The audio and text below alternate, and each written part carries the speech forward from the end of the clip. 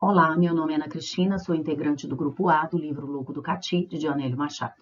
Nosso grupo é composto por mim, pela Caroline, pela Fabiane, pela Geralda e pela Mônica Baeta, e a voz que narra os trechos escolhidos é da Fabiane.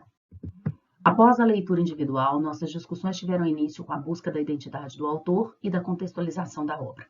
Tais buscas nos remeteram ao letramento de percurso, uma vez que foi preciso agregarmos nosso conhecimento de mundo, o que já sabíamos com relação ao período em que a obra foi escrita e a identidade do autor, ao conhecimento literal dos mesmos assuntos, comprovando que de fato era real e descobrindo novas nuances sobre o que compreendemos a princípio.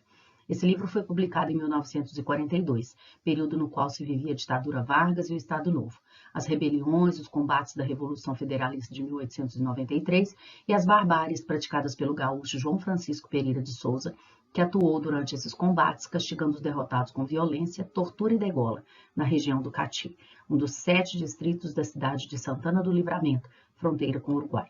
Para ilustrar esse momento, citamos os seguintes trechos. Havia terminado a Revolução com a vitória do governo. Era um fim de século, século XIX, fim de mundo.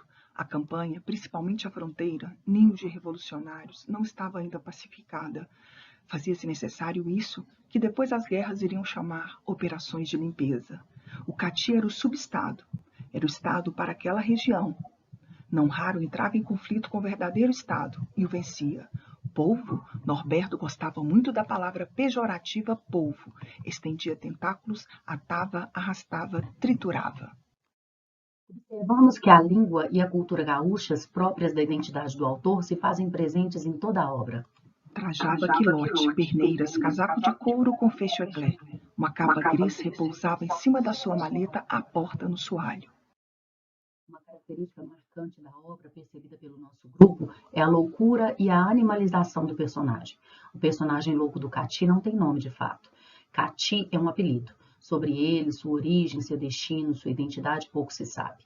Cati é comparado a um cachorro na aparência e no comportamento. Nem sua loucura Cati pode realmente viver, pois convive entre pessoas ditas normais. Conseguimos, inclusive, identificar em alguns trechos do livro memórias de sua infância que talvez o tenham levado à loucura. O maluco engolira o seu bocado com a sofreguidão serena e racional de um cachorro, sem mastigar, o focinho horizontal olhando para diante. Ele estava com a mão fria e tremendo, presa à mão da mãe. E quando o homem esquálido surgiu no terreno da frente, ela era metida para dentro, reatado em cima do cavalo, mãos amarradas às costas, guascas maneando as pernas por baixo da barriga do animal e vociferando numa revolta, ao mesmo tempo enfática e triste. Ele quis saber, saber. O que eles vão fazer com o homem, mãe? Vão matar ele lá no Cati. Com relação ao letramento de percurso e suas funções modelizadoras, citamos como exemplos da identitária, a preocupação de uns com os outros em várias passagens da obra, e das dialógicas, as conversas entre Norberto e outros personagens sobre o próprio maluco. Nesse trecho, Vai à Força revela a necessidade de Norberto tirar o amigo dali, de protegê-lo do perigo em que ele se encontrava naquele lugar. Depois do banho foi o almoço. Descobriu-se que todos tinham economias, mas a despesa do maluco se atendeu mediante um rateio, o seu tanto discutido. Os 2 veteranos concorreram para a toalete caseira dos novatos, fornecendo-lhes calções. Escute, louco, parecia ter achado a solução. É exato, admitiu o outro, que ele não quer viajar por mar. Vá à força, observou Norberto. Das intervencionistas, o vocábulo pó remetendo aos restos mortais do Cati e das viscerais o contexto histórico e cultural gaúcho vivido na obra, bem como a animalização do personagem Cati, que nos faz refletir sobre a visão do autor da barbárie, dos abusos, como aquilo que nos tira a essência do humano, o que nos transforma em animais acuados, com medo, sem compreendermos o real valor que temos, o valor de sujeitos da história e do processo no qual estamos inseridos.